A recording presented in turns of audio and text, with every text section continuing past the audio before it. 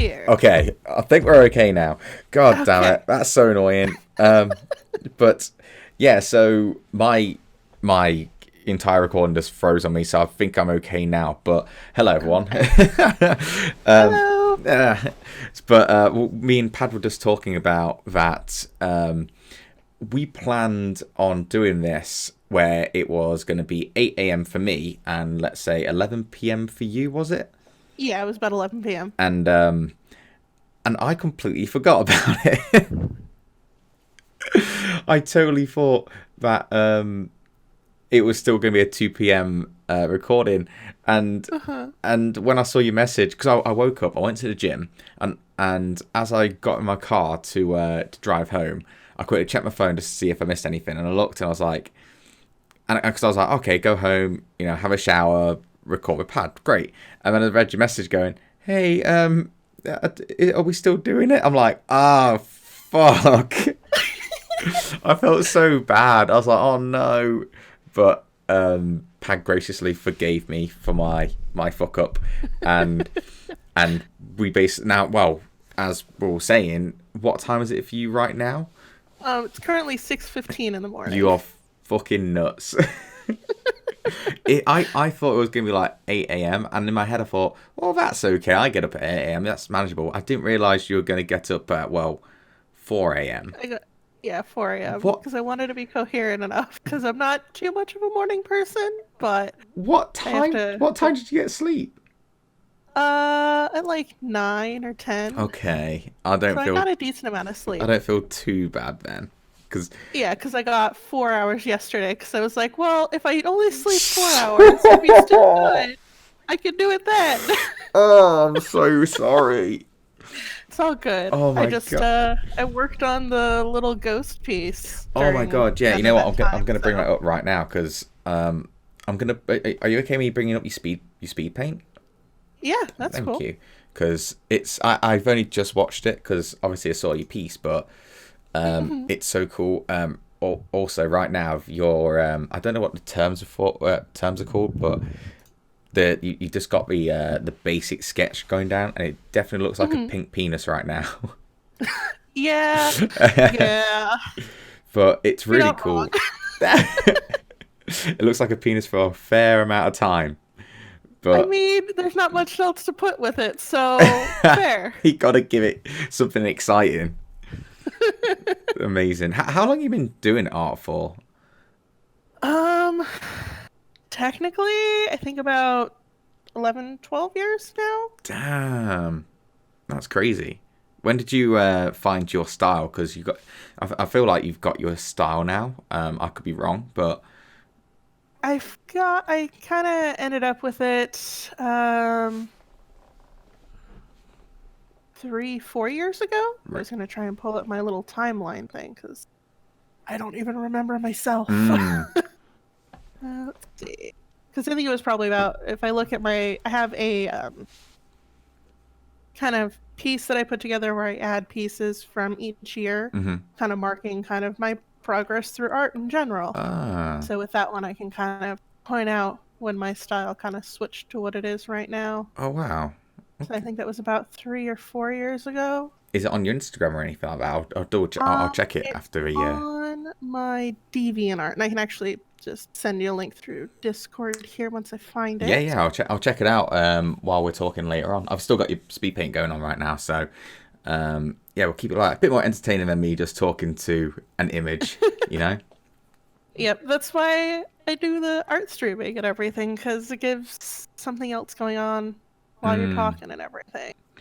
So yeah, yeah, probably about 2015 is about. 2015. Yeah, That's so so about four cool. years ago. What was it like before that though? Because from my point of view, I don't understand it. But you know, when you're trying to find your style, what's that like? What's the process regarding that? Because I'll never experience it myself because it's not a goal of mine.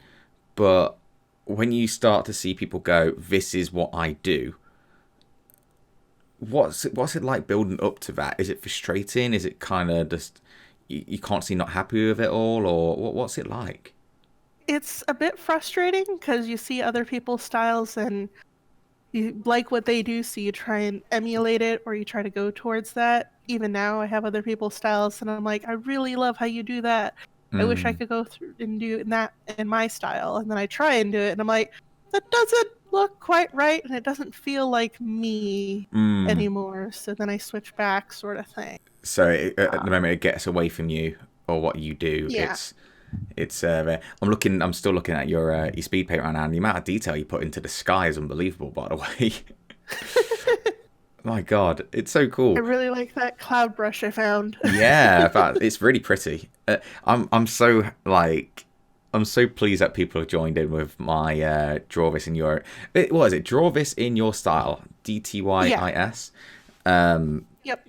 but because I posted that and wrote about it in the video and all that, and I was like, kind of worried about. I want to make a video on it, and by the time this is out, the video will be out.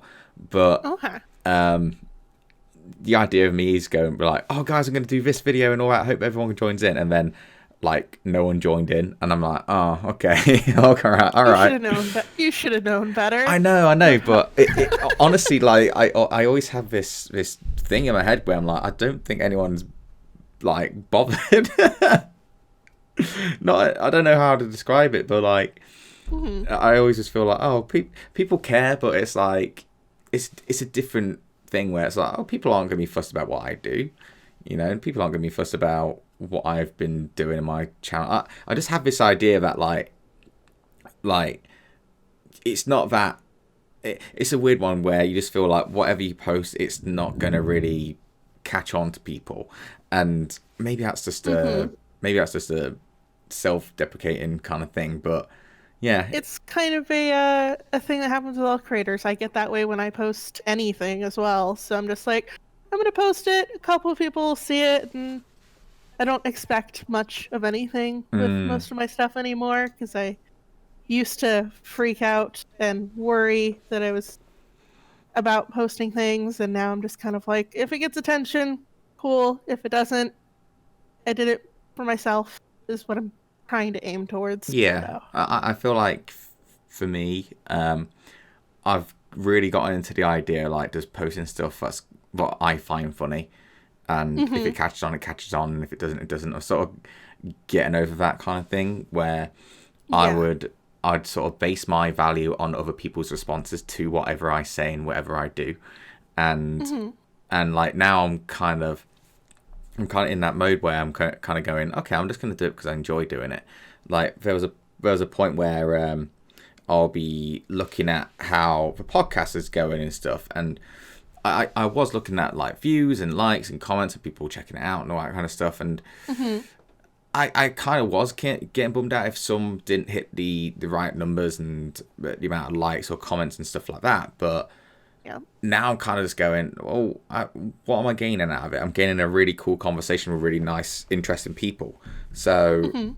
in the end, like me getting likes and all that for it is nice because I want you guys to get. I'm going to say exposure, even though I'm still a small. Recognition. Yeah, recognition is definitely a better word for it.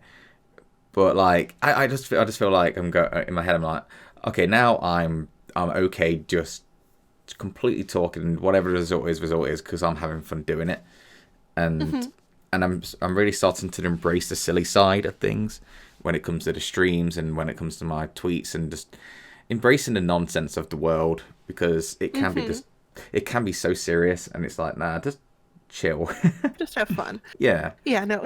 It takes a while to get to that point, and as I say, I even struggle with that too. Trying to just talk to your kind of communicate with your own brain, and be like, no, that's not the important thing. Mm. Don't focus on that. We need to just have fun with what we're doing. I feel like if you don't do that, then the people who do get involved with you notice it. They sort of spot Mhm. how it's all going, how it's all going on. And oh, just a heads up, I'm putting a few of your speed paints in the background if that's okay. Sure. Yeah. Have you got a speed paint playlist? I just have the popular ones on my channel, I think. Okay, just I what? never really only made a playlist per Okay, se. just because I wanna make sure that you get linked to it all and all that kind of stuff so people can check it out as well. Yeah. I don't want. I feel bad like having it in the background, but I think it's just a bit more interesting then Yeah, no, that's totally cool. fine. But yeah, and it's really cool to just. I'm obviously listening to what you're saying, but it's cool to just watch all these speed paints. You know, how long does he? Mhm. How long do these take you? Like on average, like I'm looking at your Ethan one right now, and Oh God. the winged one, and it's like 23 minutes long. Yeah. Uh, so are you wanting the time it takes me to do the full piece and edit the video? Or Just the full piece. Like editing the video full is piece? yeah. A whole separate thing. Mm. That's a whole bag of cats there. Um, it depends on the piece, but a lot of my more detailed ones, like the Ethan one, take me about 40 hours of recording time. 40. Yeah. And then 40. Holy yeah, shit. that's just recording time. That's not even, well, no, that includes sketch. But I used to not record the sketching because on my old computer, OBS would cause Photoshop to just lag to hell. Mm. But thankfully, on my new computer, it can handle it. Yeah. Um, but yeah, it takes about 40 hours or so.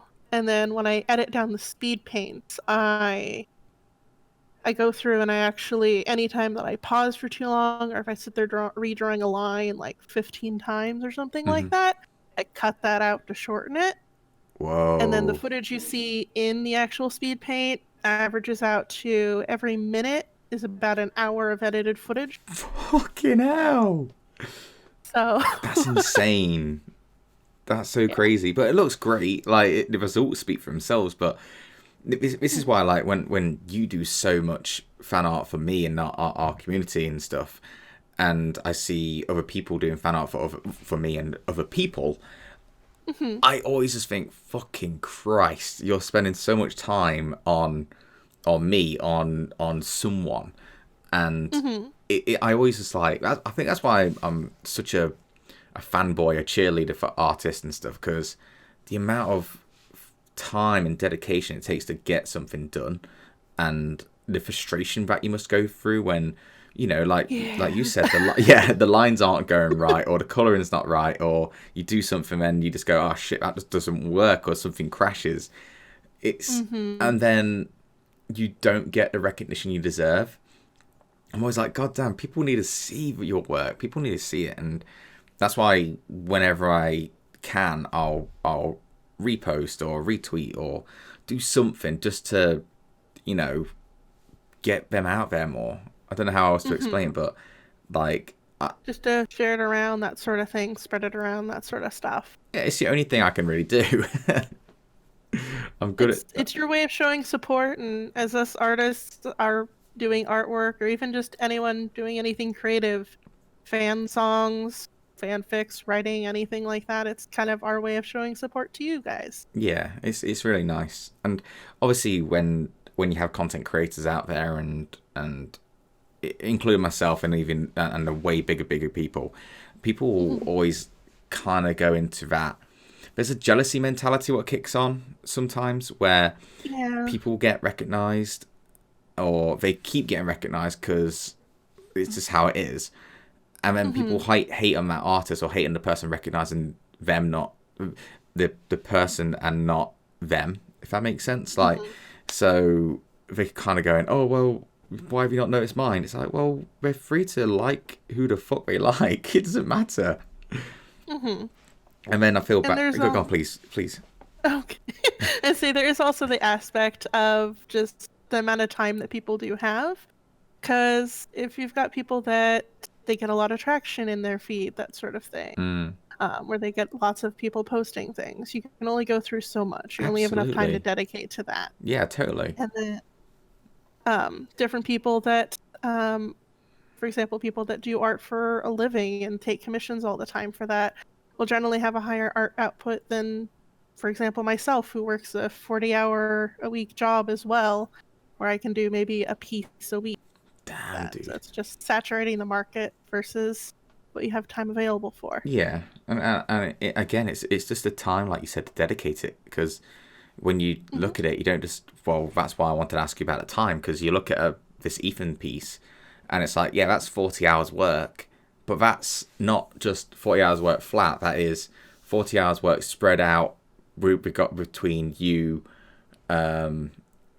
you working for a living and making money to make sure you survive and pay the bills and stuff, and to balance that out, it seems like it's so difficult. And like I don't know how the life of an artist is so crazy, and for me, I don't think I'll ever understand it. I guess that's why I wanted to talk to you guys about it, because it's balancing that stuff out where you're like, oh, I'd love to do this for a living, but well, I guess so. Is this something you want to do for a living, or are you content with what you do right now? I don't think I have enough stamina to actually do it for a living, unfortunately. Back in the day, that was kind of an idea, but I'm a very slow artist because I am very much a perfectionist, as you can see from a lot of the pieces. I end up focusing on more like clean lines and that sort of stuff. But I think ultimately my end goal and what I would love to do is pretty much have a full-time job that I do work, but like something where I work less hours, but I still get the same amount of pay, so I have more time to put towards art. Yeah. But so you can actually honestly have a break to step away and do something else for a bit and then go back to doing art. Just, I don't think I'd be able to manage just doing art the whole time. You want to keep the passion alive as well, I guess. Because obviously when you're doing one piece a week, that passion can still be there, but if you're doing it as a source of income and you have to constantly do it, the love for it can die out. And I think that's the same for any passion, really. Exactly. I feel like that's when art block comes up, or for me it's like motivation to grow my schools, or the motivation to stream or record and all that. It's just natural because you're doing it constantly. And yeah, it's an interesting one. It's always interesting to see how people react to those kind of situations, because some people completely fall off and they basically quit what they wanted to do and they deviate from their original goal because they had a little bump in the road, and that can really fuck people up. It's a weird one, but again, seeing you constant, and that's why whenever I see you post, I try my very best to make sure I retweet it, because well, I try. Like sometimes I have so many people on my timeline, like I miss. Yeah, no, you follow so many people. I know, and I need to go through that because so many of those people are like basically dead accounts, like they're just not active at all. But that's a lot. But like just saying that, it's one of those where I will miss people's posts because of it, and I've missed Emily's post. There was a bit where I was recording with Pillagey, and as I was scrolling through their work, I realised I didn't like some of their stuff, and I was like, why the fuck did I not like that? And I realised it's because I just haven't seen it. My timeline is full, like, constantly. So when I do see them, I try my best to retweet it, and sort of going back to what I was talking about earlier about people getting recognition and stuff. Like there's certain styles that I prefer to other styles, and some people are just my friends, like yourself as a friend, and there's so many other people who are out there who are friends, and I want to make sure that I retweet them because it's like looking out for my friends. If I see something cool, other person I follow, but they're not technically my friend, I'll retweet it now and then. But I want to try and support my friends as much as I possibly can. Exactly, yeah. But it's interesting. Where's your inspiration come from, though? Like, because you have a kind of chibi style, would you say? I don't know how else to describe it. Yeah, the style that I've been doing here a lot lately is more of a chibi style. It's easier for me to draw than my normal full style, like I did for the Halloween piece I did last year. Which for you? Which the one with all the egos? Oh yeah, yeah. That's still one of my favorite pieces I've done. I fucking love that piece. Obviously. Like, so, yeah, that's cool. Yeah, I was gonna say one part on that, and I'm like, I feel really weird with this thought process because technically I painted on like bruising and stuff on you on that one, and I'm like, I feel really weird with this mental process that I feel like this looks good because this is someone I know. This is a little weird, but okay. It looked cool. Like, this is something as well with you mainly with my egos. For people who don't know, Pad's been a massive part of his community for how many years now? 2? 2, I think. 2 years, something like that, right? I still remember the very first piece you made me, and I remember just sitting there going, "Holy fuck, that looks so cool!" And because it was a sketch, if I'm right. Yeah, it was a sketch, little chibi headshot like the ones I do for the charity streams and everything. But yeah, just I pretty much started drawing it because I saw that you had other fan art stuff, and I was like, I don't have anything else to do. Sure, I'll draw this guy. He's chill. I like what he's doing, and lo and behold, I was happy that I finished it in time. Yeah, for you to like see it on stream.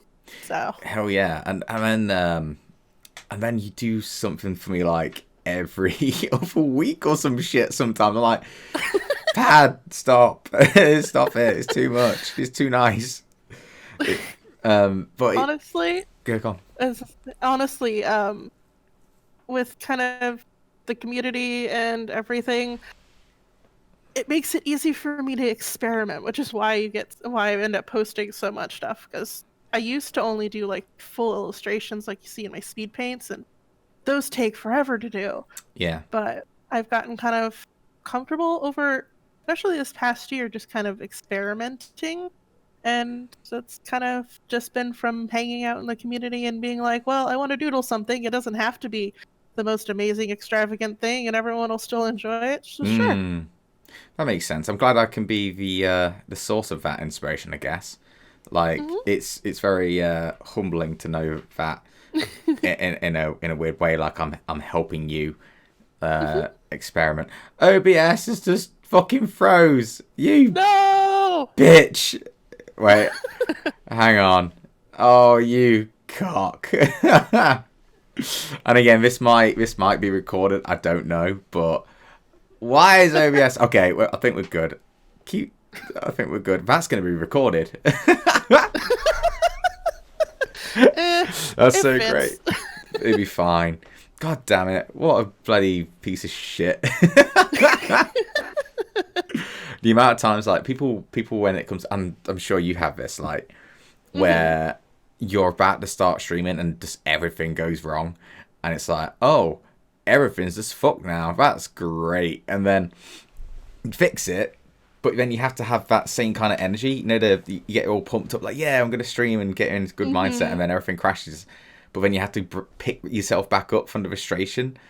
Like, even last night when we were recording, streaming the horror streams, before that, everything just died on me. Like, nothing was working, to the point where I couldn't even shut down my computer by clicking. No. I had to pull the plugs, and I'm just thinking to myself, like, fuck. Like, I was almost at the point where, not from frustration, but just because I feel like it was going to end like that I wasn't going to be able to stream. I'd just have to fix it.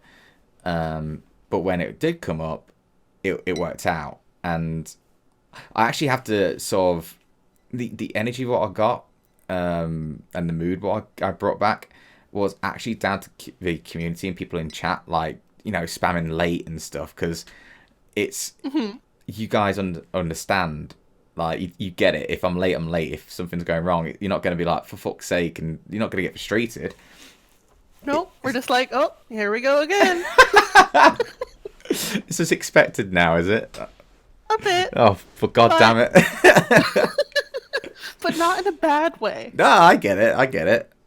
Again, like, people making fun of me in the community and stuff, I love it. I think it's so, I find it really charming that I've got a community what just makes fun of me and calls me out for my shit. If I'm talking shit, they're like, yeah, this is stupid, like what you're doing. And because I don't want it to be people walking on eggshells, making sure they're careful what they're saying to me and making sure they don't hurt my feelings by making fun of me. It's like, no, it's fine for me. I don't mind at all. I think I prefer it. It gives it a bit more energy as well, where people are just freely making fun. It's kind of like a sign of friendship, honestly. Yeah, it really is. That's how I am. Yeah, with my friend groups. If you're not generally if you're not making polite. fun of your friends, yeah, you're right. If you're not making fun of your friends, what are you talking about? Yeah. You're supposed to call each other out on your shit. Like, Exactly. but then it comes to things where I this is the thing as well when like I'm streaming and I'll say something but I'll forget about it like real quick, like 10 seconds later I forgot about it.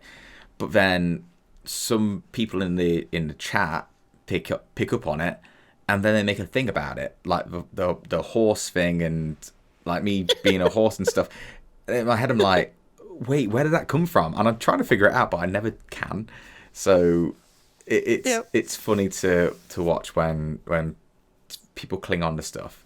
Kind of like with Sean, with Jacksepticeye when he does these the anti video, and they picked up on him mispronouncing "I'm in eternal" and took it as "I'm a turtle," and they Yep. fucking ran with it. They ran, and it still goes on to today. Yep. It just became a thing. It's a thing now. You can't get rid of it anymore. It's so cool. I mean, that's what communities are about. Like creating moments within the community and creating moments what the creator, if you would, the content creator, sort of nods to and then applies it. You know, it's fun as hell. And like this is the thing with like egos and stuff. With what I've been doing, you have been a massive inspiration, like for what I've been doing. Aw. Like seriously, you really like gave life to what I was just dicking around with, and I'm still dicking around with it. But like, you made it more. I don't know how else to say it, but apart from vibrant, you know, like you gave it more life, and it's kind of the thing what I liked about what Sean did with his egos because he he was just messing around with edits and just being spooky, and then the community just clings onto it, adds on stories, adds on background and lore, and then he looks at it and checks it out, and then puts some of the things what he likes into it all. It's just really cool. Like, so just really would just want to say thank you to you for doing that for me because it You're really meant a welcome. lot. It's like a circle of inspiration, pretty much. So one person starts one thing, it triggers an idea or inspiration on another person, and then that inspires someone else, and it just kind of snowballs and eventually builds upon itself. It's a very interesting dynamic, and it's nice. It's good to build up to this point where there is a certain energy within the community because when you're just starting out and the community's small and you have a couple of people watching, sometimes no one watching, it can be kind of flattening sometimes because it's like, oh, okay, I've got nothing to bounce off. Yeah. But now I'm at a point where the community is sort of a solid piece, and now it's going to build up from there. And like, it's a good place to be, and I'm looking forward to where it goes. Because again, I'd love to be able to do this for a living and quote unquote full time and stuff, but I don't know. I don't know where it's going to go. But the idea is like I've got something now. You know, it's kind of the same thought of when it comes to going to London, the VidCon in London. I was genuinely nervous about saying to people, "Hey, do you want to do like a community meetup?" Going back to what I was talking about at the beginning, because I feel like everyone's going to go, "Nah, I'm not fussed." Oh goodness. I know. No, but it sounds like you've got at least from the response that I saw, it seemed like you have at least some people that are going to be going Yeah, to it. yeah, and I'm surprised that people want to, because I feel like it's because like it's their life and it's my life and it's different entities kind of thing. And they might not want to intertwine because they're going to be. I feel like because people are busy people, that why would they spend that time on me? It's a really weird thing. Maybe I don't know if it's a negative thought or a good thought. I don't know, but and we I'm just not come. sure either, but I get that too. So, How do you mean? just even interacting with my art content, videos, that sort of stuff, just kind of goes back to that of not really expecting people to interact with it or spend time on it or watch it, that sort of thing, and then you actually do get a Do you think and it's just that's like, healthy? oh, Do you think that's a healthy way of doing it? Because like, would you post it and just sort of sit there and go, all right, it's all gonna come in? Like, you're doing it and I you used sort to of, be. I used to be like that, where I'd post it and I'd constantly like refresh, watch the numbers, that sort of thing, see mm, people's response, and it just didn't feel good after a while because I was focusing too much on the numbers, focusing too absolutely. much on the reaction. So I've just kind of slowly learned to, and still working on it, but learned to just kind of post it, step away, go do something else. If I get a response, I'll get an email. So, It's definitely the same thing what I'm going through right now because I got a podcast and I'm like experimenting with different things. I do want mhm. to see the response, so then I know if I'm doing good or bad. But my God, I've been clinging to my phone recently, and it's so unhealthy because to the point where now I've put the there's a timer limit thing that you can do on your phone now, where Mhm. you can set a limit for like you can only go on Twitter for an hour or yeah, an hour for the Mhm. day and stuff. And I remember sitting there going, okay, I'm gonna do this, and then I realized, holy shit, that hour goes flying by, Mhm. which is great because now I'm starting to notice like how addicted I am because I'm totally attached to my phone, and I need to get away from that because it's just not healthy and it's just not good. Yeah, I'm pretty much like that with my computer for the most part. Mm. That's all pretty much I get home from work and then I'm in front of the computer until I go to bed, but we don't really have like a TV Hmm. because how our house is set up, we've got, how many desks do we have in this room right now? One, two, three, four, five desks in our living room. Why? Because all of us have our computers downstairs, so rather than having a proper living room with like a TV and a couch, we all have our computers You have an downstairs. office. Pretty much. Wait, But if we want to watch something together, we'll just like put together, we'll watch it on like one person's computer, sort of thing. so what's your living accommodation? What's your living accommodation? I don't know what to call it. Situation.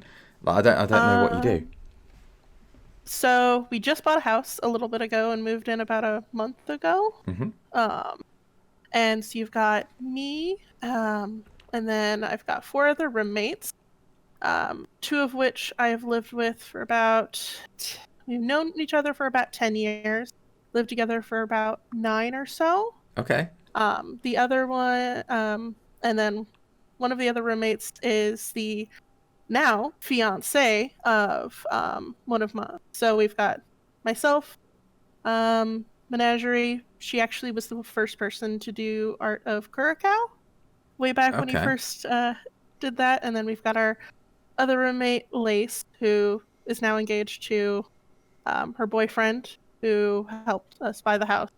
We're pretty Oh, much the two that are on the mortgage, me and him. yeah. And then my other friend, who known for about 5 years, we got to move out here from Illinois. I think it was Illinois. Yeah, Illinois. Like it's one of the states that started with an I. Hmm. Moved out here as well. So got us five in the house, and then our two cats. And you got two cats. Yep. Names? So one of the cats, our boy cat, is named Gulliver. He's a orange tabby. Oh. And then we have my cat, Molly, whose name is spelled Maulie because she has very sharp claws. Uh, Oh, Morley. Molly, Yeah, yeah. yeah, It's really funny when we take her to the vet because people don't know how to pronounce it. yeah.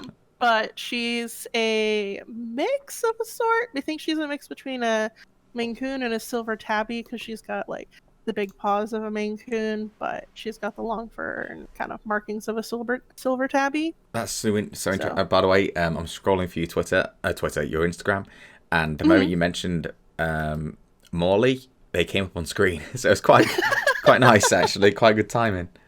Perfect. I wish I it's not that I don't like cats, but I had a cat when I was growing up called Sarah, and I really loved Sarah, but that bitch would scratch my legs all the time, and the thing is with Finn doesn't scratch, he jumps, and he like tries to nip all the time, and he's like, oh god damn it, Finn, chill. But then cats are so chill as well when we want to be. They're just way more independent. They do what they want. They're on their own terms. Kind of like you kind of get jealous of a cat because they just live their life in the end, you know. And yeah. It's how long you had your cats? For about 3 years now. Before that, I grew up with having Shelties with my family. We always had at least 1 to 2 Shelties in our house. Eventually, my dad actually got one for myself, named Lexi. Lexi. I don't know why. I'm not sure why, but my pets always end up being the ones that are like super skittish at first and like really nervous, and then once they actually warm up to you, they are very ready now. Oh. Oh.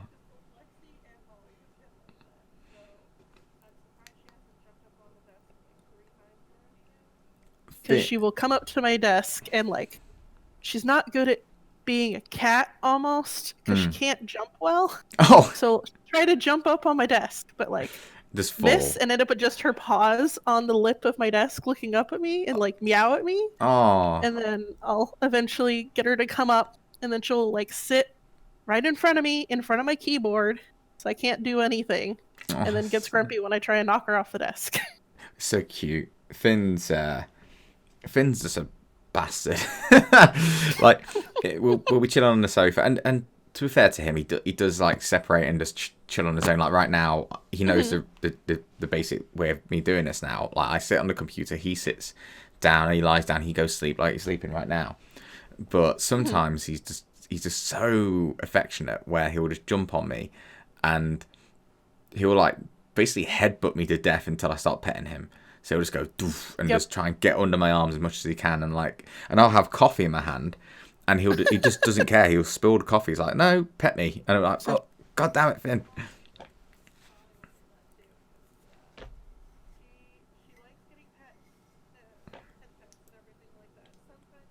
She's a fluffy cat.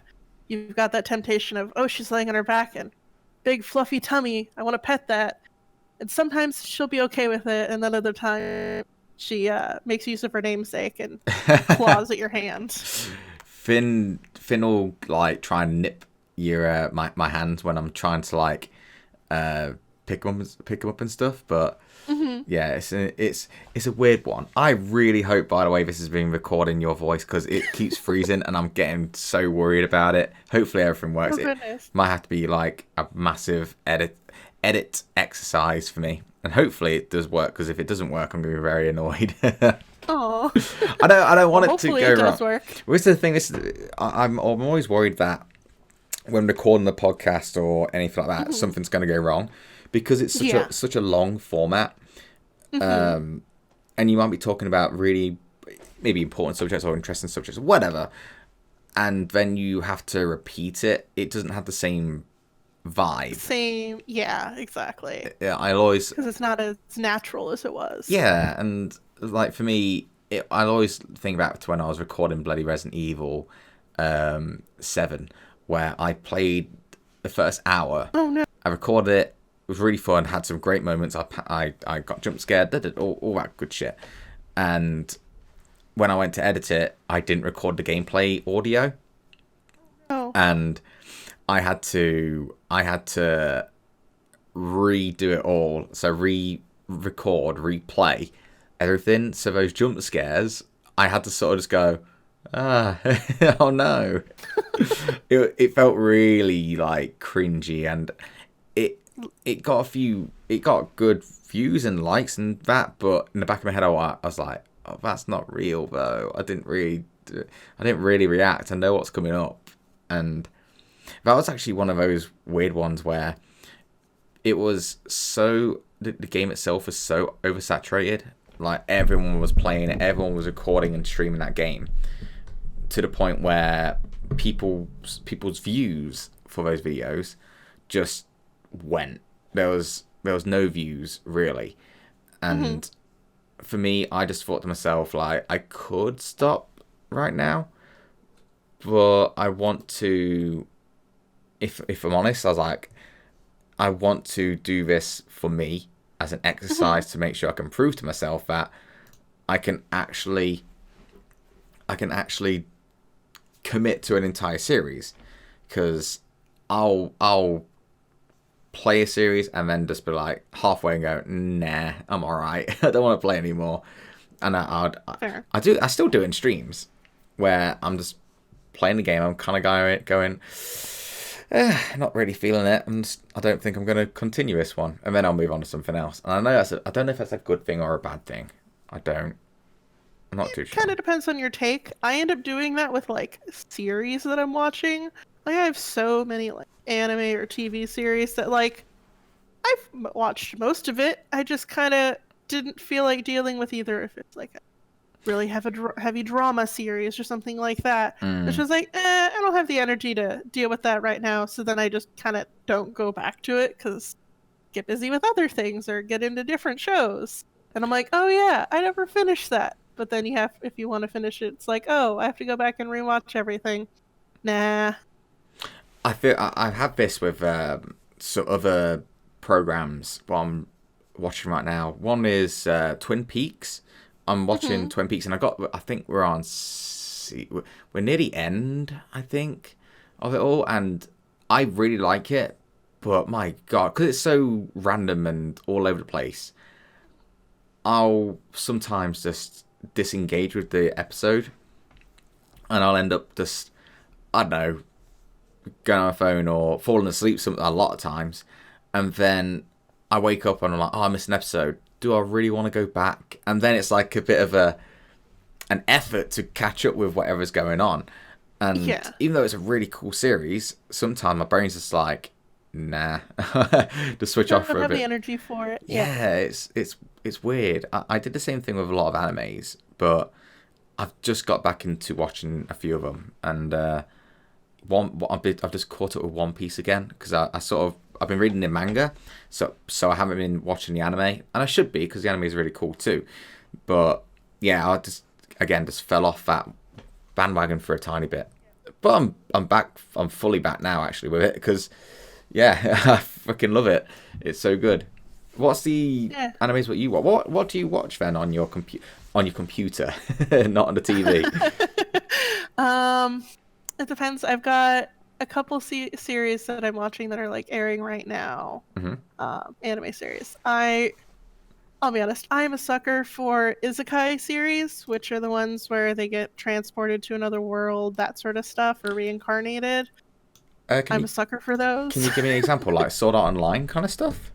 Kind of. I do like Sword Art Online, even though people will bash on it over and over again. I still enjoy it, even if it may not be the best series, as long as it's enjoyable. What is one? I did enjoy season 1 of Sword Art Online. I didn't mind season 2, but season 1 was great. Season 1 was amazing, and a lot of people kind of dropped off with season 2 because they didn't care for it as much. Yep. There's a like side series that they did called based on like the gun game that comes in later. That was actually really good as like its own standalone thing. Okay. I think that's on Netflix. It's like GGO or Gun Gale Online or something. Good. Is the title for it? I'll put Sword Art Online as well. Yeah. Sword Art Online, Gun Gale Online. Yeah, that one. It's its own like side series, so it doesn't even have the original characters from Sword Art Online, so you don't have to deal with any of that. But it was really good. I really enjoyed it. But no, some of what's another example? I'm trying to think of popular ones that come out that are kind of that style. Isn't it weird that people will bash on people for liking certain animes? Certain things. Yeah, all the time. Like, if people like a certain series or certain show, and then people bash on it, it's like, why? If they enjoy it, they enjoy it. Like, it kind of goes back to, like, sometimes people will bash on people liking a certain TV show or series and stuff, because of certain things that people who created or involved in did. And even though it's a really scummy thing for what people do, if you enjoy this show, you shouldn't feel guilty about enjoying the show. It's like, you know what it's like? It's kind of like watching someone fall over. You're watching a video, try not to laugh, and you see someone fall over, and they look in pain, but it makes you laugh. It's a funny thing what happened. And then people go, well, you shouldn't be laughing at that because they did this. It's like, well, I laughed, so I'm sorry. I can't help but laugh sometimes. It's almost, it's kind of like when like same again. If you're in class in school and everyone starts laughing and the teacher goes, stop laughing, blah blah blah. You just sit there and you want to laugh more because laughter isn't a thought process; it's a reaction. So you can't help that. You can't just hold back and think, nah, I'm not going to laugh at this. If you find something funny, you find something funny. Exactly.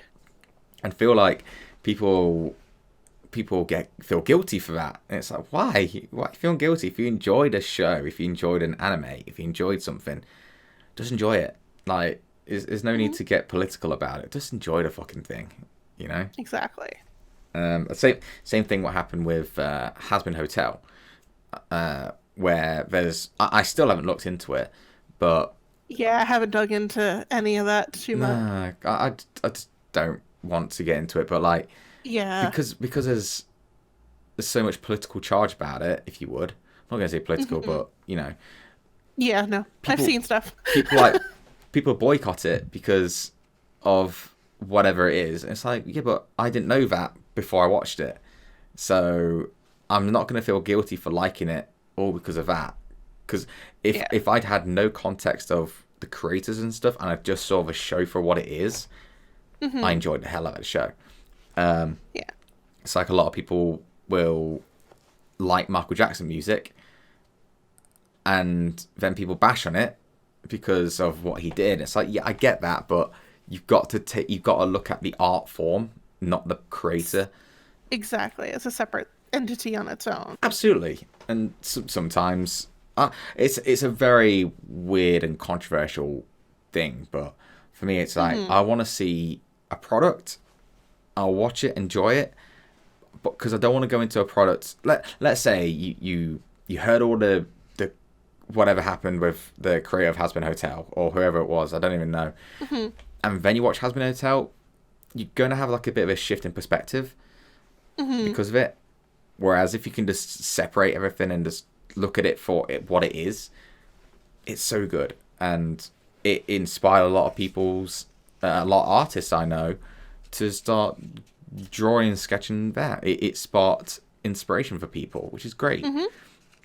And again, just, exactly. It's a very interesting thing, but the whole idea of boycotting stuff is, I don't know. It's a weird one. It's weird. Yeah, it's really weird. But yeah, what did you have any other animes? Isekais. I was actually looking up like how do you spell it, by the way? ones. Is it Uzukai or Isekai? Isekai with a I at the beginning. And is it? Oh, okay. Yeah, so like Spirited Away is technically considered an isekai because they get taken to a different world. I didn't even know that was a theme, by the way.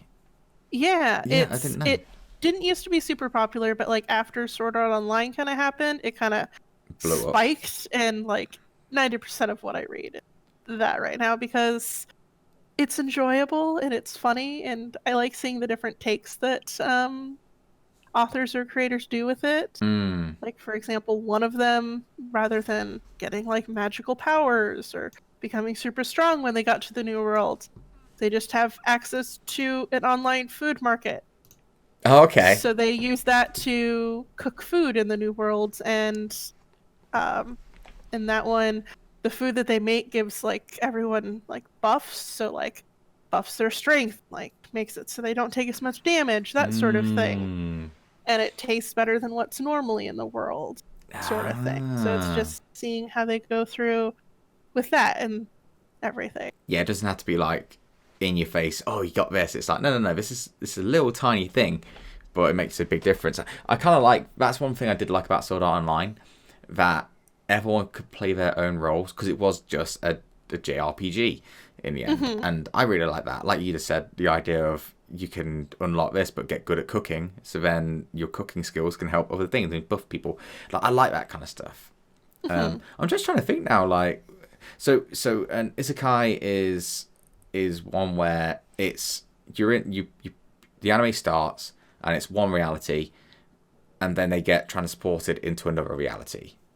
Yeah, essentially, a lot of the common ones are they die and then they end up getting reincarnated into like another world, or the typical kind of the other world is summoning heroes to defeat someone or save the kingdom or something like that. So they summon someone from our world, sort of thing, are a lot of the common ones. I see. And then in Spirited Away context, when they walk through the tunnel, I guess that's when the transportation happens. Exactly. Yeah. God, Spirited Away is so goddamn good. There's so many good. I haven't watched all the Ghibli. How do you pronounce it, by the way? Do you pronounce it Ghibli or Ghibli? Ghibli. Ghibli, yeah. I don't think I have definitely not watched all of Ghibli's movies, but my God. No, neither have I. It's so good. I can never decide between Totoro or Spirited Away, hence my tattoo. But like, but then I watched Princess Mononoke, and holy shit, that's good because it's dark. I like dark anime. You know? I haven't actually watched that one. Really? Yet, but I feel like that would be up my alley because I'm like, I do cutesy art, but I also do really dark art. So. Well, that's why you come to the horror streams all the time, because you like the creepy stuff, and even though most of them are garbage, like that's fun in its own right. That's why I like it, because you just don't know. There's bits where you just playing it, you going, this is really good or this is shocking. Like I like that kind of stuff. I like variety, and when it comes to when it comes to streams, like that's the one right now where I'm like, this is definitely, I am happy with this being a weekly consistent thing, whereas I'm still trying to work out the other ones. Like because I don't know what I want to do, but kind of like with your style, I guess, and find your style. Once you found it, it's like, it clicks. Yeah, it really does, and it's exciting. I always look forward to doing it, and when it comes to finding that, I think that's super important. And with yourself, again, it's find that thing that clicks for you, and it sort of all falls together in a sense. But yeah, what else do you like then? Because we're talking about anime. What other anime? Is it just isekai? Isekai. That's mostly what I've been watching or reading as of right now. I'm also watching My Hero Academia because that's amazing. It's very good, I have to admit. That's a very good show. Is it just animated stuff right now, or have you got anything like live action at all? I'm not watching any live action stuff that's airing right now. Okay. I'm currently in the process of rewatching Teen Wolf. I've never watched Teen Wolf. I really enjoy it. The first season is campy-ish, but like it knows it's campy, so it's kind of okay. And it was one that I didn't realize there was actually additional episodes after what I thought was the final season. But now I'm actually watching the final season. Are you talking about the original Teen Wolf? Sorry. The original Teen Wolf was a movie. This one is a series that was done by MTV. Yes. Oh God, MTV. Yeah. I mean, it has good music at least. You're trying to balance out like it's got something. Well, I have a friend that was into the show as well. And that we've been talking about it recently, and the writing they actually did for it is really well done. Okay. The characters are actually developed pretty well throughout the whole thing. You do have a little bit of forced teen romance that they kind of shoehorned in, but like, sure, it's not as bad as you get with a lot of the stuff nowadays. because it is a little bit of an older one. A couple years ago, I think it ended. For it, but I enjoy it. So it looks like, for me, it looks like the thing that I would hate the most. Like that's fine. Yeah, no, that's the thing though. When it comes to it, like, it should be fine to like and dislike something.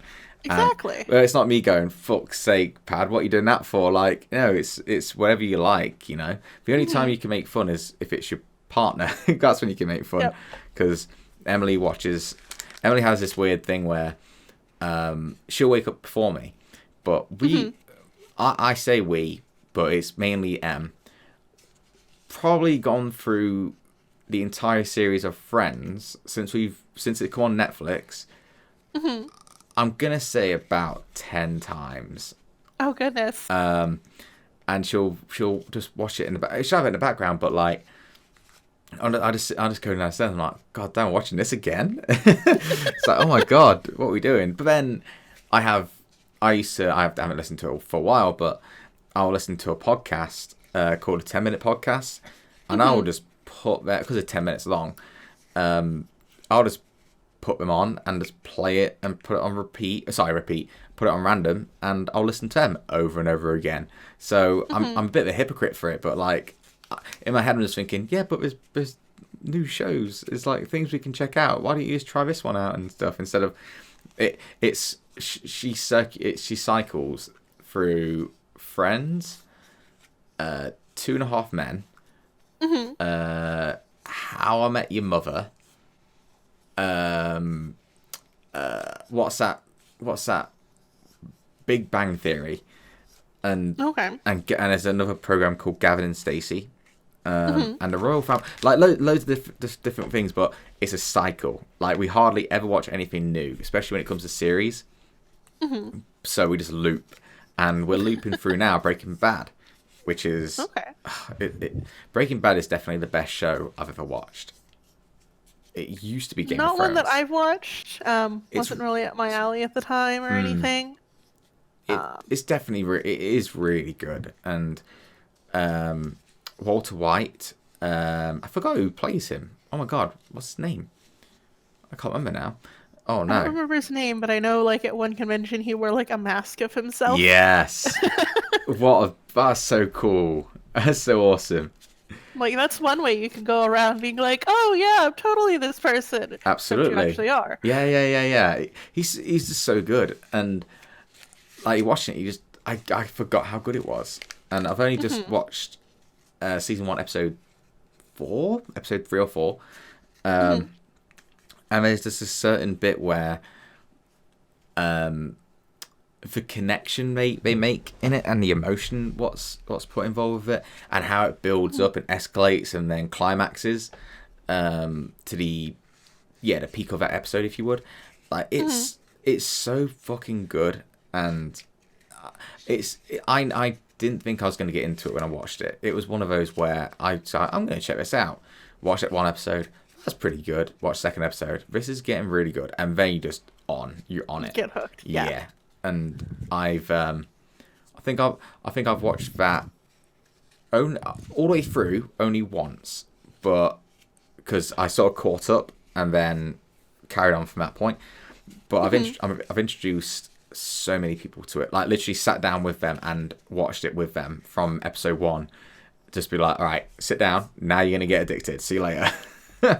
Yeah, no, I do that. So one of our housemates, the most recent one that moved out here, we'd have like weekly times, or every now and again we'd use like a rabbit cast or something like that to kind of watch something together.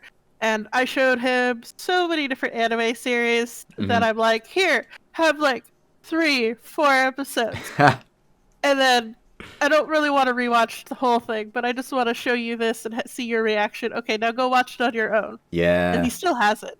And then you just walk away kind of thing. I'm like, yes, you're going to get addicted. I did the same thing with One Piece and Emily. Like, because I've watched every episode, I believe. And then, so I've watched every episode of the Japanese, the sub version. And then I watched every episode of the English dub version with Emily, and it's still great, and I'm still happy. And it was nice because it's like it was something that me and Em could watch together. It was like our thing, because Em's not the biggest fan of anime, but she will watch it, and yeah, we're still waiting for, I think, the new releases of the episodes, the English episodes. I don't know when they're going to come out, but it was nice that she actually did enjoy it, because the amount of times they'll introduce something to her and you sort of you really do hope that they're going to enjoy it, but in the back of your mind you're like, oh, you're not going to like this. Yeah, it's like, I hope you like it, but I don't really think it's your cup of tea, but we'll try it anyway. Yeah. And I'm kind of open-minded, but I will just say to Em, like, if something, I just don't enjoy something. Like, I am not a romantic comedy kind of guy at all. There's a movie what Em watches every Christmas and stuff called Love Actually. Okay, and yeah. it's funny, but I would never go out my way to watch it. Yeah. I don't know. I don't know why, but there's certain genres I'm just like, nah, not for me. Kind of like games as well, you know? Yeah, there's just certain things that are genres and things like that you're just not super into, and that's fine. Yeah, it's true. And I'm starting to find my own taste in games. I used to just think I liked all games and stuff, but I'm starting to... Actually, saying that, because of streaming and making videos and stuff, I've started to discover different genres of games, what I like. So I never was into story-based games. You know, where, let's say, what's it called? Doki Doki Literature. Doki Doki Literature Club? Yeah, thank you. Like that kind of gameplay. Yeah, I never thought I'd get into it. But now I do. I like it. I like it a lot. I think, I don't know why, but I feel like it's just because I can do some crappy voices and stuff. But I actually like playing those games now. So I say I'm finding my taste, but I'm discovering new tastes as well. I'm sort of discovering new things and getting rid of things what I thought I liked. Or like, I'm not a big fan of big shooter games. I used to be a fan of driving games, but now I'm like, nah. I'm sort of refining my taste, discovering new ones and refining my old ones. Yeah, as I say, as you get older, your tastes shift, that sort of thing. That is freaky, though, right? That your taste would do literally shit. Apparently, that's why people start liking whiskey and stuff when they get older, because the palate on your tongue starts to... I don't know how it... it's like matures, but it's after a certain taste. Like, I feel like your taste buds start to adapt. I can't... I remember reading something about it. I can't remember what it was, but there was a reason why people started liking spirits, like hard spirits, like whiskey, way more. I don't know why, but what was I going to say?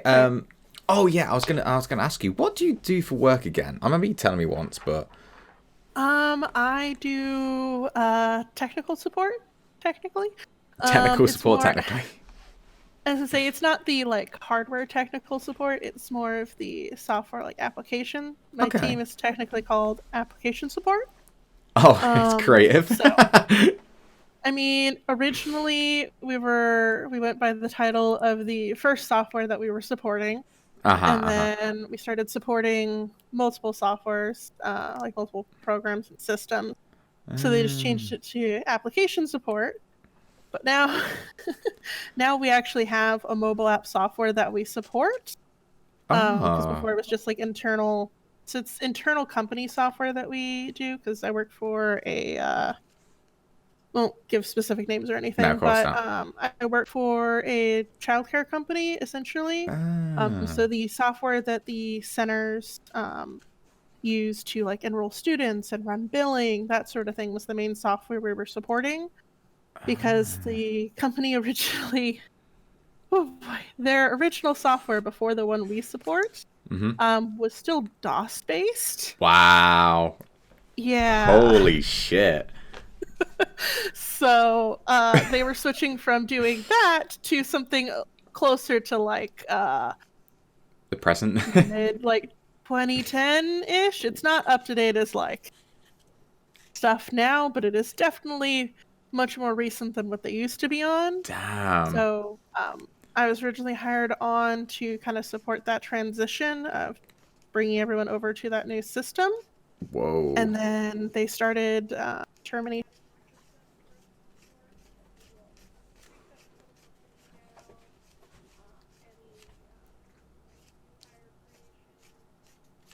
things like that. So when you get hired on, we help create all the accounts for all the systems for you. Or if you're leaving the company, we terminate all those accounts, all of that stuff. It sounds so complicated. It is, and I, well, it is, and it's not. It's just more of, it's a lot to take in. And I actually assist with the new hire training for our team. So You do kind of how I so many explain hours, it. though, right? I remember 40 hours, and then I've got my transit time of now shorter than it used to be, but about an hour to get home, an hour to get into work. Just damn. from waiting for the train. Going into work is shorter, because pretty much I start work at, my shift starts at like 8:30 in the morning, and I leave the house at 7:30. About, yeah, so just to give me time to walk to the train, that sort of stuff. I'm eternally grateful for the position I am in regarding like my what I do for a living and stuff like that. Because man, I can't. I used to be a chef, and those are hard hours. But like just going back to that, like just working all day, like damn, it's like I just couldn't imagine myself doing it anymore. And I'm grateful for what I do obviously now, but whew, that was a weird time when it came to stuff like that. And I actually really like my job, which is something that I never thought I'd actually say, because working and that sort of stuff, you never really think that you're gonna find a place you actually enjoy working at. yeah, of course. And I'm really grateful for the company that I work for, because they've just got a really good they've got a good atmosphere, and I keep wanting to say community, and that's not the right word. I get you. But just the environment in the company, and even our team. So when I was hired on, there were 2 people that were part of the team originally, and then me and another person were hired on. So our team consisted of 4 people. Only 3 of us from the original team are actually still part of it. Damn. And we essentially have built the team from the ground up. I kind of took over training all the new people that we've brought on. Sure. And everything. So we've molded it into like its own special thing. We're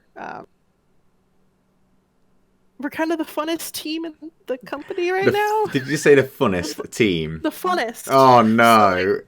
So no, like in a good way. So during our interview process, one of the questions is actually, what is your Harry Potter house? And if you don't know, we make you take the test during part of your new hire orientation. What if they're not Harry Potter fans?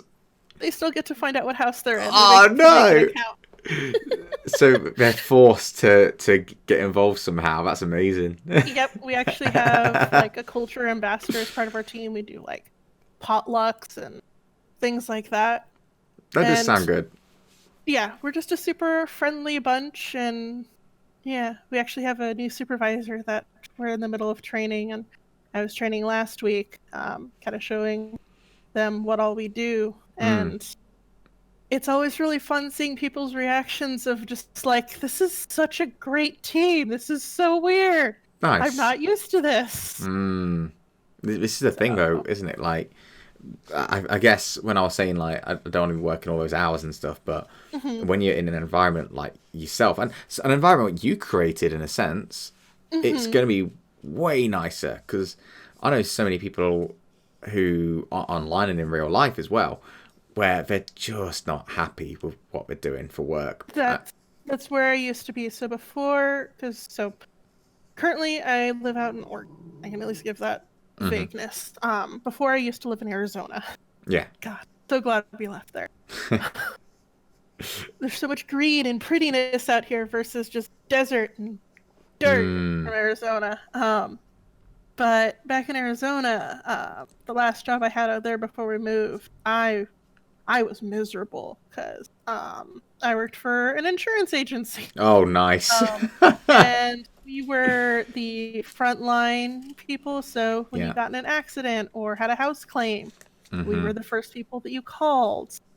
And I'm not a morning person, and my shift started at like 5:30 in the morning. It was a 10-hour shift. Oh, you bastard. Yeah, and I was not having a good time. No. At all. But then we moved out here and just things kind of started moving up. Nice. I'm glad. It just find that passion as well. Like just finding something that you're happy to do and surrounding yourself with good people. It's so important.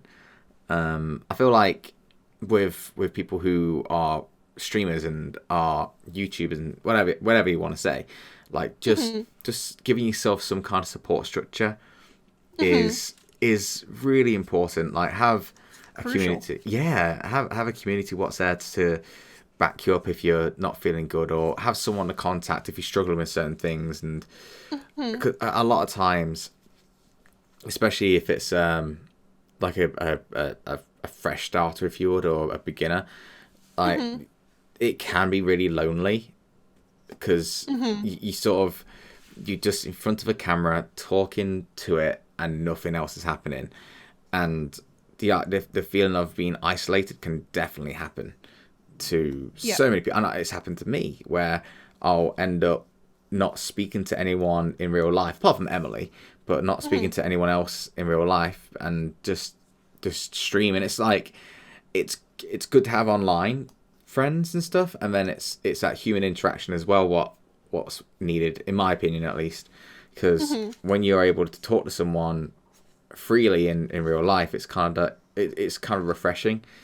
I guess doing this though, like audio is actually does help a bit. Yeah, I think it's actually quite nice to be able to talk verbally and actually be able to hear each other and hear each other's tonalities and just get where people are coming from. Because when you're just messaging people, it's like a certain layer and that's it.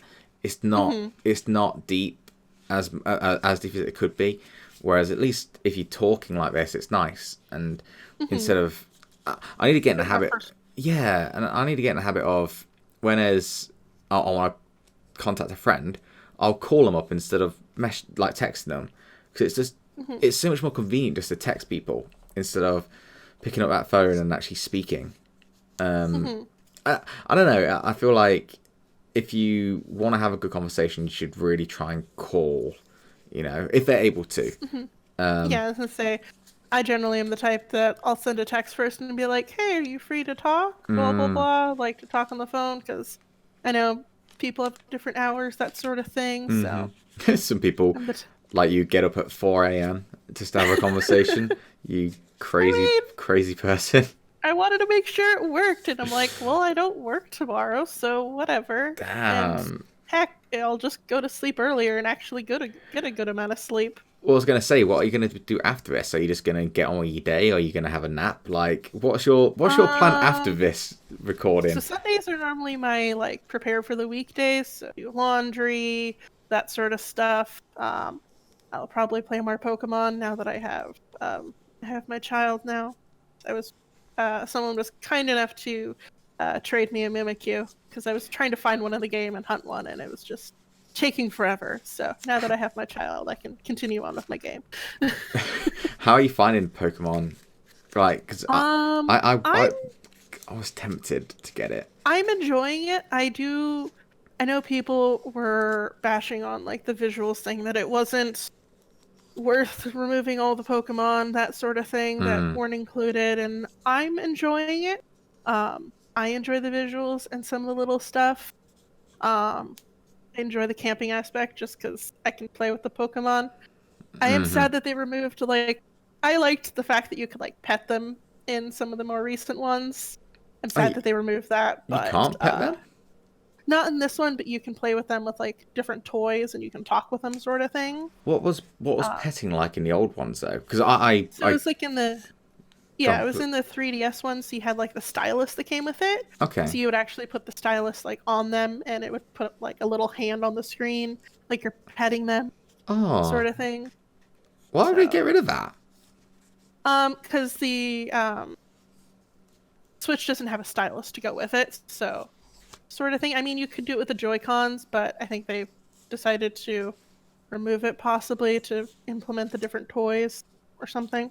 Isn't It's it? still entertaining and still cute to watch your Pokemon kind of chase after a ball, then bring it back to you. I've seen so many different like memes and stuff of Pokemon just balancing the ball on their head, and they're like they're gigantic Pokemon, and you don't know where the ball is, and then you just slowly pan up, and it's just at the peak.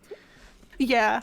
It's really cute. I don't know, like I was always with Pokemon. I was kind of excited when I saw it, and then I heard about them getting rid of Pokemon and this and that. I'm like, oh man, I don't know about that one now. It definitely did put me off the game.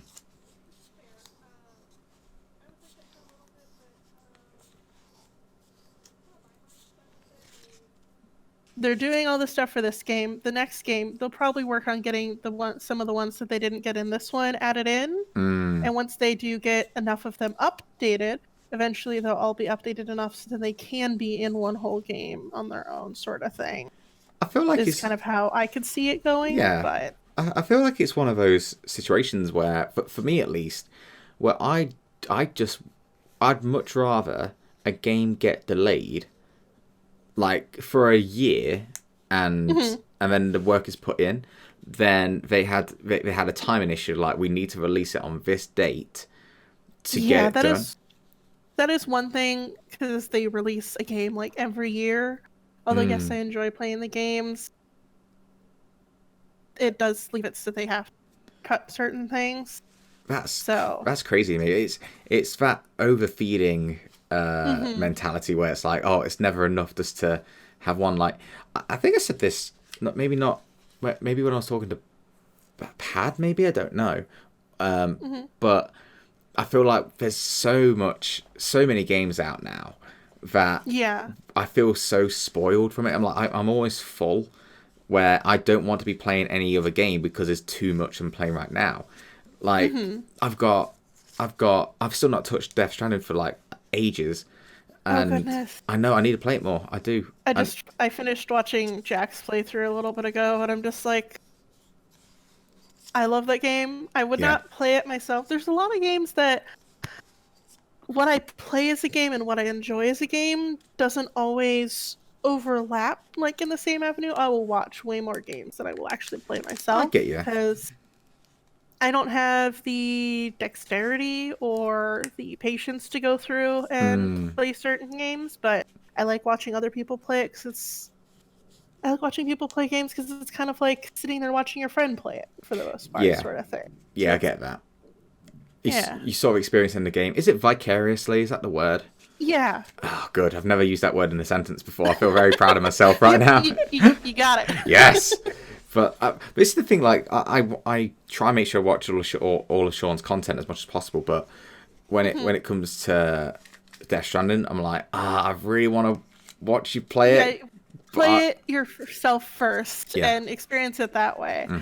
But for as weird and odd as the story is, it's still really good and satisfying, and it's something that he talks about towards the end, how like it would be really, really boring just kind of taking cargo from A to B, kind of constantly doing essentially fetch quests. But like with all the other like action and intense games and things like that where you're constantly doing something, just being able to kind of wander around and kind of enjoy the scenery of the game is kind of pleasant and enjoyable on its own.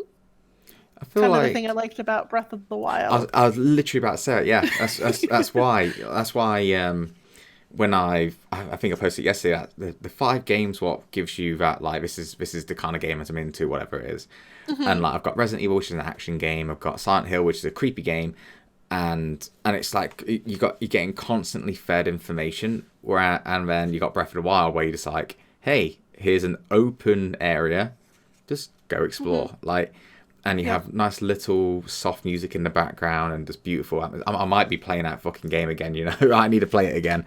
I fucking love that game, but I'm excited for the second one they're apparently coming out I with. almost forgot about that. We're going for like a darker tone apparently, which I'm really looking forward to. Yeah. But yeah, I remember watching that trailer drop and I was like, oh god, oh yes, because I remember Breath of the Wild was the first Zelda game I ever played. Yeah, that was the first one that I wanted. So when it came out, I immediately was trying to get a Switch and couldn't because they were all sold out. Because I was like, I want to play this game. Yes. And then by the time I was able to I would have been able to get a Switch, I had already watched enough like gameplay of it that I was just like, well, I've kind of seen enough of it. Enjoy it as much going through it right now. So I won't get a Switch so I didn't get one until this month. What were you playing? Month? Were you watching Game Grumps or something? No, I was watching Martin and the Littlewood or something like that. Another YouTuber. I don't think I've heard of him. He's part of the. I'm not sure if he's still part of the Yogscast or not. Oh, okay. I know the Yogscast. Yeah. I swear they were like the first YouTubers I started watching, actually. Yeah, they were started with their Minecraft stuff. That's how I got into Minecraft. Way back in the day. Yeah. Way back when. The Jaffa Cakes. Do we still mention Jaffa Cakes? They did. Yeah. I swear they don't actually do as much Minecraft anymore now, which is fine because like they did it for so long. Of course, yeah. But they probably were desperate to get away from it in the end. Yeah, sometimes they'll do like little mini things. They're like, "Hey, look what we're doing." So, I remember watching the last episode I watched, or the last video I watched of them, was when they made a Jaffa Cake machine. They did that a couple times. Oh, did they? Yeah. Yeah, I did like them. Whole based on that for one of them.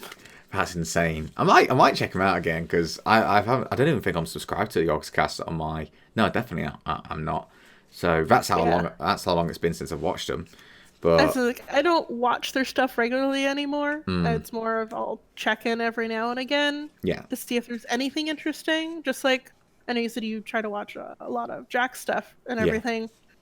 With a lot of people, I don't have a lot of spare time or anything, so I pick and choose kind of what I watch. And it's like if it's not something that I'm super into, then I'll probably pass on it. But I think that's kind of a fine way of doing it too. So yeah, of course. Me and Emily have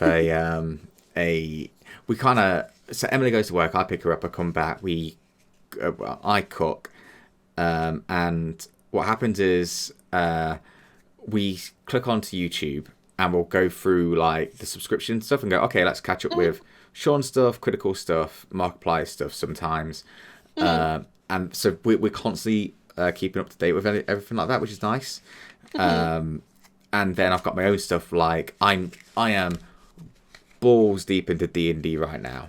Yeah, I saw you were getting into that. Oh man, I'm listening to Critical Role's it's their campaign, and each one's like 3 hours long, and I'm on episode 11 right now. So in the past week or 2 weeks, I've watched about 30 hours of content, just blasting through it because it's just so good. I like storytelling, and I think it's because I know I'm going to be getting into it as well myself.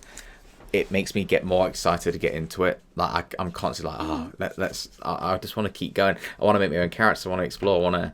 I don't think I'll ever become a DM myself because it's so much work.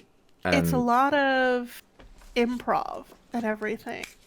And it's improv and guidance as well. That's the thing. Like it's not just improvisation where the character sits there, gets a reaction, you have to base it off that. You have to make sure you've got so many options, and you have to make sure that if they decide to check out a treasure chest instead of a closet, you have to make sure you got the right things in there and make sure it's like it's so much to think about. And when you see Matthew Mercer, I think his name is, when you just listen to Matthew Mercer talk about the environment, coming up with characters, and obviously it's not on the spot characters, but just him constantly just coming up with new things and new entertaining things. And then he's a great voice actor, so you get attached to him. Oh my god, it's just so good. It's one of those I'm like, I want Matthew Mercer as a DM, whatever it's called, and just it's really got me into it, and that's because of the interview from what Sean did with him, and when I listened to him talk about it and Sean talk about it slightly, I was like, oh, I want to start getting into it, and then I love it. It's like my new favorite thing. I have not listened to a single other podcast. Glad. For like D&D is wonderful. I am super lucky with the fact that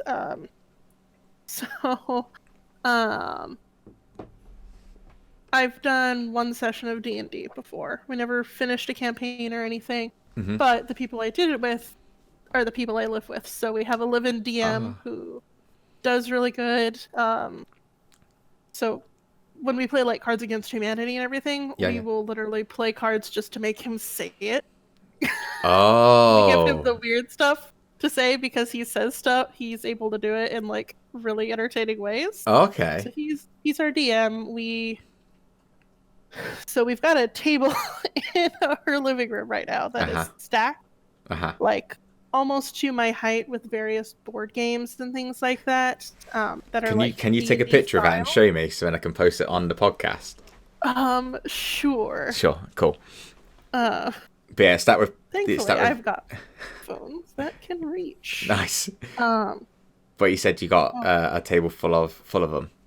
Board games and things like that. They're kind of like D&D style. Like one of them is called like Gloomhaven, where it has an actual map and like building storyline where you unlock characters and things like that. So he's super into that sort of thing. Yeah. But he ran our D&D campaign, and he's doing like a solo one for his fiance, which is weird to say because they were just boyfriend and girlfriend before yesterday. He proposed to her yesterday. Oh, congratulations to him.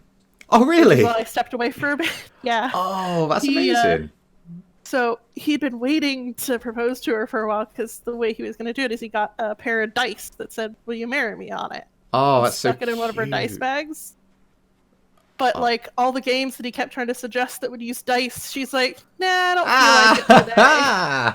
And then finally they were playing one that he had to like pass her dice during, so he kind of slipped it in there and did it, and it was super cute. That's adorable. Congratulations to them. That's amazing. Yeah. Oh, that's so cute. That's awesome, dude. Right, I think we need to move on to questions, my dude, if that's okay. Sure. So I'm going to go on to the Twitter bit first, because that's where it was. You know what? Let me just go on to... I think I've got it right here. Yeah. So the one on Twitter is from Radio Wave Weirdo, or Marissa. And they just say, do you have a favourite piece of art you have made? If so, which piece is it and why? Well, I did send you 4 of my favorite pieces. So of those 4... 2 of which are me. Yeah, I mean, still doesn't matter. There's still ones I enjoy. Yeah, I know.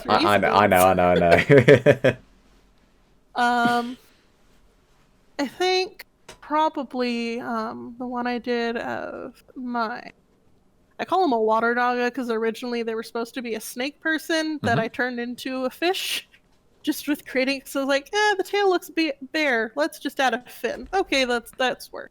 So the underwater one I did. As in the one what you I posted for the podcast. It's actually, you know, while we were talking earlier, I had the speed. I was about to say speed paint for that one? The speed paint were in the background. So that's quite fun. I love that one. It's gorgeous. Yeah, it's one I got to. I finally, after a while of drawing like lots of fan art and things like that, it's a piece I did for myself. Because I hadn't done any personal art in a while, and it was a character that I had fun designing, although pain to color. Such a pain to color with all the different markings. Yeah, there's tones and things like that. it does look complicated. When I was watching while you're talking, I was watching the speed paint. I keep saying speed run in my mind. I'm like, it's not a fucking game. But like, watching you do it, all, I was like, my God, there's so much detail in it. What is like ridiculous? There's so much detail in it. It's wonderful. It's really nice to watch it from the bare bones to the finished product. It's really cool. Yeah. I like it. But Yeah, that's probably my favorite piece that I've done in a little while. Just because I got to do personal art and I got to play around with doing an underwater scene because that was the first time I'd ever done an underwater scene. damn. And there's so many things I would do differently now that I know because, God, that seaweed. That was the first time I'd ever done anything like that. And now I'm like, oh, I could have saved so much time doing that. Because I drew like one strand originally and then I warped it and adjusted it. And it just, I cut a whole chunk out of that where I was cleaning up like every single strand of seaweed. Damn. Damn, dude. So. Okay, how long did that one take you? Before we move on. At least 40 hours. I don't remember how much I put. I think I put it in the description for the video for it, but I don't. I'm not too sure. Yeah, but at least average is about 40 hours for bigger pieces. It's crazy. It's just kind of what it averages out to. It looks wonderful. It's really pretty, and I'm sure people who are looking and seen it before, it's so good. It's just so good. So we have one from from Dingo Hunter. What says, what's your favourite thing to do when you're not busy with work and finals are due? I have exams not tomorrow, but in a week's time, and I need advice. Okay, so he's asking for advice as well then. Okay. So what do you do when you aren't working? What's your downtime all about? Downtime is generally catching up on pretty much YouTube videos that people have posted or watching another episode of whatever show I'm currently watching at that time. Is generally kind of my downtime. So I generally kind of come home, check up social media, that sort of stuff. And then when I'm eating dinner, I just watch a show. And if I'm just wanting a chill day after work, I'll just kind of keep binging whatever I was watching until I go to bed. What's your go-to food when you want to chill? Whatever my roommate makes. Oh, you've got like a little dedicated cook. Yeah, I'm not good at cooking. I'm not.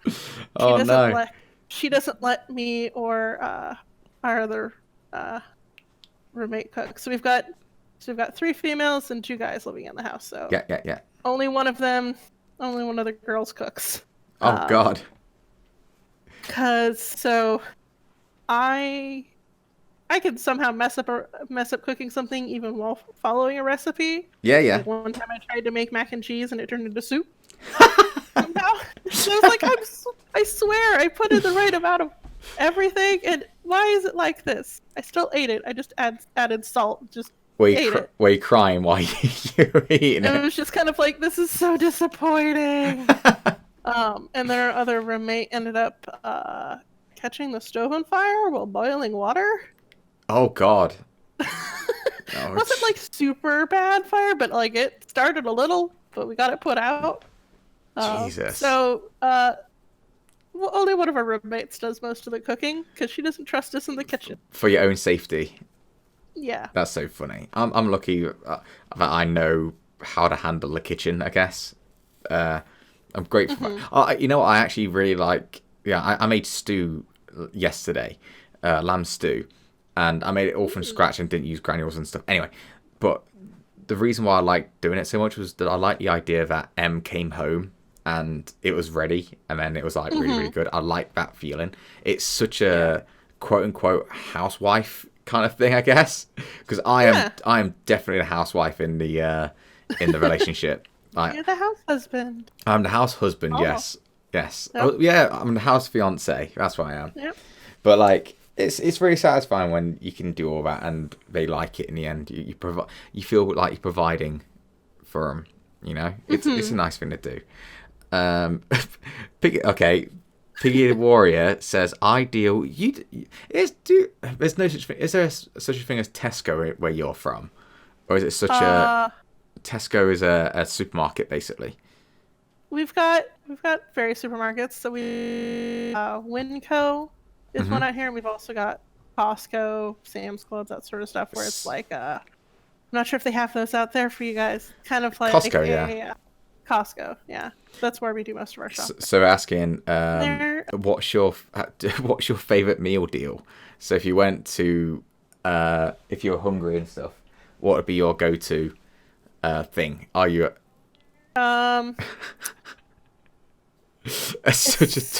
Because I haven't. Sounds so depressing. I haven't actually gone to a grocery store since we moved out here. Really?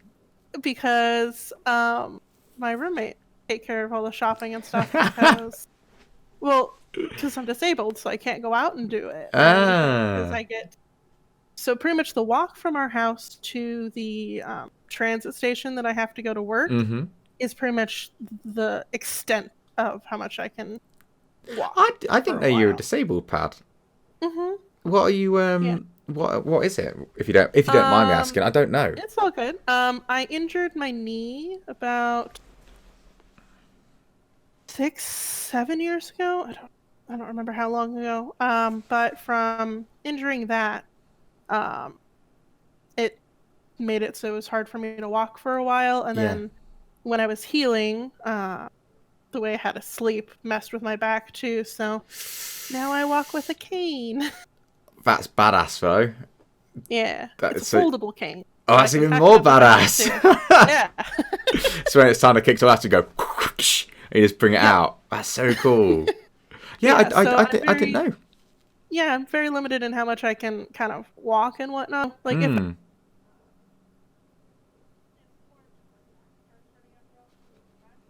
Sure.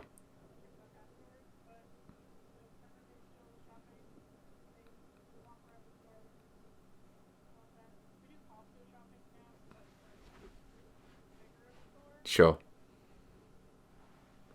If I was to go to Costco and have one of their meal deal things, I would probably go. I really like they have like these. I don't know what they're called exactly. They're kind of like a giant Hot Pocket thing, but like better. That has like chicken and things like that inside of it. Like a pasty? Like maybe. It's kind of like almost the size of like a 6-inch sub sort of thing, but it's got like chicken and You're making me so hungry right now. Good. God, I'm getting hungry. God damn it. And sauce and stuff and everything in it, and it's really good. So if I did go there, I'd probably have one of those. Very nice. They generally bring me home one of their giant hot dogs, though. So nice. That's awesome. That's the most random question I've ever been given, I believe, on this. Night Shadow 1123 says, "What's your favorite movie?" Oh goodness. Favorite movie. Depends on the mood I'm in. One that I generally will rewatch a lot is actually the Evangelion 2.2 movie that they remade. Oh, that Jesus. Is one that I will rewatch. Evangelion is it's a trip. It is a trip. Like the end. Is it end of Evangelion the one where all I'm gonna say is like the liquefying stuff? Yeah. So that's the original series. Then they did a series of movies.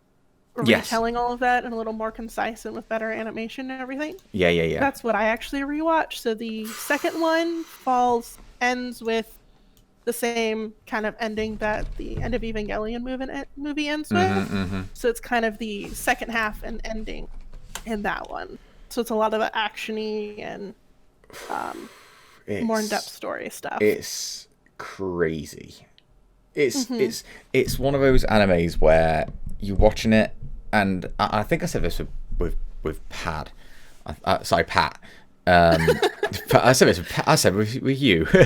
I said this with Pat because everyone jumped on the hype train of Evangelion because it went on Netflix and it became like a huge thing, and people went into it thinking it was going to be like a really happy thing. Nope. And it's the most depressing anime I've ever watched. Like, I love it. I fucking love it. It doesn't have to be all sunshine, rainbows, and lollipops. It can be dark and dismal and in a weird way real. Because you're talking about kids who are, how old are they? 13, 12, 10, 15? 13, 14, I think. I think Oscar's 14. And you're talking about, like, people moan, oh, he's being a bitch and he's crying and all this. It's like, yeah, he's a kid and he's scared. He's completely terrified. He doesn't know what to do. He's inside a giant freaking thing. And just the idea of people complaining about him, like, yeah, but if you were in that situation, you piss yourself instantly. You'd be shitting yourself all the time. And just, oh, it's so good. I do find bits uncomfortable where you have some of the lady protagonists are like coming on to the older gentleman in it all, and I'm kind of like, I don't like this. I don't like this stuff. And there's a scene in it where Asuke, there's, god damn it, I can't remember what it is. It's actually near the end of the series, but it's basically like where he gets overexcited. That's all I'm gonna say. Yep. And you just sat there and you sort of double take and go, wait, what the fuck just happened? Hang on, wait, did he just? He did. Oh god, he just did. And you're like, oh, it's so creepy and oh, I like it. I like it. I think so I got into the Evangelion series back when I was in film school. Just random tidbits. I was about to say, I didn't know you went to film school. Yeah. I've got an associate's in digital film production and a bachelor's in motion graphics and visual effects. So. Oh, we didn't even speak about that. No, but it's all good. That's yeah. I don't use it for much except for like making speed paints and that sort of stuff. I didn't end up going into the actual field because there were things that I liked about it, but not enough to actually get into the field and all the drama that comes with that. Sure. So, but while I was in film school, some of my friends that were there were like super into Evangelion, and I hadn't touched it yet because I was never really a fan of like mecha anime, so ones that have like giant robots, things like that. And they were finally like, just give it a watch. I promise it's really good, and now it's one of my favorite series. It's extremely good. It's extremely good, to be fair. I just like the dark stuff. I like creepiness and I like being unsettled. There's a series, Madoka Magica. Madoka Magica. Yes. It's one that you often get like joke comments because on Netflix it's in like the horror section, but it's got like a cutesy picture and people are like, I think this is put in the wrong section. No, it's not. Oh, it looks... yeah, okay. It's only 12 episodes, but it's so really, really good. I need to watch some unsettling stuff. I think that's the kind of genres I like in most of my horror game taste. I fucking, as you know, I hate jump scares, but I do like the idea of like being unsettled and kind of you just sort of going, oh, I don't like this. I like that sort of thing. There's a lot of horror animes that I've watched that I really enjoyed. So. What's the best one? So, if it was to finish off, then, if there was one horror anime, what you think not many people know of, but you love, what would it be? It would have to be the series that's literally called Another. Another. Oh shit! That looks. Okay. Yeah. It's really good. I think it's a short one, like 12, 13 episodes maybe. Okay. But the art style is really good, the story is really good, and it does have like an unsettling vibe throughout the entire thing. I've had it might even be yourself as well. I've had so many people recommend this to me. Just because of the goldy eye patch, it just clicked onto me like, yeah, I've been recommended this so many times. Yeah, where can I find that? Crunchyroll probably has it. Yeah. use other methods to watch my anime. Yes, I totally understand. Kiss anime. Do you have it? I think we do. Too. I have control. Yeah, that is definitely a good one that has. You don't really catch what's going on for a while in it, and then when you finally find out what exactly is happening, you're just kind of like, well, damn, okay. That sounds good. That definitely sounds good. Oh yeah, and then you have the gif of her fingers spinning around and stuff. Yeah, I got it. Yep. Well, I don't want to scroll through the images anymore because it might spoil it for me. Don't spoil too much. Yeah. Damn, it looks cool. I like that kind of stuff. I think that's why. Yeah, I need something like this. Another dark anime. I haven't watched one for ages. I need something. It's well, if you're ever looking for recommendations, I've got a list. That sounds very good to me, Pad. Sounds very good. Is there anything else you want to say before we finish? Thank you for having me. It's a pleasure, dude. Honestly, kind of nervous going into it because it's like we haven't actually properly talked. I'm gonna be all awkward and everything. Oh, bless you. No, you've been wonderful. You've been wonderful, and you haven't said a single swear word either, so I'm very impressed. I tried. I was worried about that because I was like, I actually have a very bad potty mouth. Really? Yeah, no, so I've been actually fairly polite on this for the most part. You really have. I kind of felt kind of bad to swear in some bits. I was like, oh goodness. I was like, I obviously I still swore, but like in my head I'm thinking, does Pad not swear? I'm trying I to think. not to because the company I work for is a childcare company, and if I've been trying to wean myself off of cursing a lot because it works since I'm super comfortable around my coworkers and everything. There's been plenty of times when I've just slipped a really loud F-bomb in the middle of the office, and I'm like, oops, I'm supposed to be at work. I should. Sorry about that. I can relate to that because obviously I teach kids as well, and and it's only happened once. No, I haven't swore, but I almost dropped an F-bomb, I believe. Yeah. Because I was talking about it was a testing day, and I was basically just saying to him about you're gonna mess up and that's okay. Just keep going through the usual stuff. And I went, you sometimes, and when I was like, and it doesn't matter if and I went, and I almost said, fuck it up. I pronounced the F-U, and I caught myself. I was like, mess up. And I was like, and in my head I was like, I hope the parents didn't notice. Because I came home to Emma, I was like, I almost dropped an F-bomb in my class today. And bear in mind, like, the kids are like aged 4 to 13. So they'll be like, I heard this word today. Yeah. Master Seaton, he says fuck. So okay. Shit. Because I feel like that's why I swear so much, because I'm extremely like I'm very professional when it comes to my teaching and stuff, and I have loosened up a tiny bit, but I'll never swear. And then I'm just like, when I'm at home or when I'm streaming, I'll swear because it's fun. I like doing it. And one day someone's going to discover my channel, and I'm going to be like, oh no. But well, when the fact that you're able to not swear at work shows that you're actually like purposely trying not to, and you're aware of the effect that it can have on younger children and things like that. And I feel like that's completely understandable, but I'm actually a very salty person, honestly.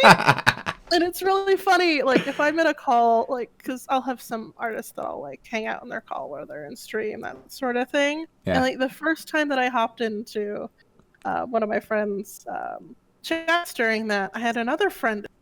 So I was just ripping at my other friend, and they were totally blown away because, like, the way I type and everything like that is really like nice and sweet. Eloquent, yeah. And then they hear me talking and they're just like, what? That's so good. I'm the exact same whether I'm talking or whether I'm typing. I'm just an arse. There's no second like between your alternate one. I'm the exact same talking as I am typing.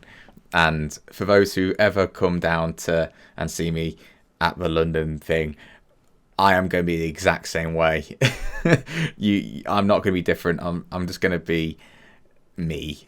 I'm going to be me. And and going back to like what we were talking about at the beginning, I will make fun of you, and I expect you to make fun of me, because that's what you should do. In a friendly manner. Exactly. Yep. Well, I'll probably be poking more fun at you now then. Please do, Pad. And I'll poke fun at you with your big cane battering everyone as you get you tell it, you're whipping them, go, get me this from the shops, you bastard. And we've actually got, well, we don't technically have a lawn now because we tore it up because we're going to change it into something else, but we can finally yell at people to get off our lawn. Just do it. Oh, that'd be great, actually. Just sit there just swinging it like, you fucking... Oh, that'd be great. Now I've got this like really sweet chibi picture of you right next to me in this podcast, and now all I'm thinking is like, where your hands are, there's your cane, and you've got like massive bulging arms, just ready to whip someone around the head with it. It's like, my hand strength and arm strength is actually really weak. Oh no. Like, I have a hand, so our DM guy that lives with us, he actually insisted that I get a hand gripper to strengthen up my hands, and I have it set at the lowest setting, and I still cannot click it together. Wow. But I've actually gotten further than we used to be, so it's like something I'm slowly working on. Absolutely. It's a gradual thing, dude. Like me, my flexibility, as I've shown people last night, like it's such a gradual thing, but you'll get there. You will. All right. Actually something that just please. toss this in at the very end. For any other artists or anything, if I actually recommend that they do get a hand gripper, because that is actually something that will help if they're like me, where they run into issues where they have pain when they're drawing or anything like that. If they do work that out and actually work on it, it will help, because it has helped. So that's a solid bit of advice there, Pat. Tip. No, that's great. What a good piece of advice for everyone to finish off on. It's very nice. All right. So as I have to always awkwardly say, and you've just got to sit there quietly, like, and I feel really bad. It's all good. But thanks everyone for watching and listening to the podcast. It's been absolutely lovely, Pad. I'm glad we actually got a chance to do this. And just make sure you follow Pad everywhere. Where shall we find you? Twitter is where I'm most active, so just at Padfootlet on there. And then I do post on my Tumblr, which is PadArt. Are kind of my most common ones, and then my YouTube channel is PadArt as well. Very nice. And that's Pad with 2 Ds on... Yep. Wow, is that YouTube on all social medias? Or is it just YouTube? YouTube and Tumblr. Yeah. Cool. All right. And just make sure you leave a like, guys. Leave a comment down below. And that's it, dude. So all you got to do now is say bye. Bye-bye. Bye, guys. See you soon. Bye.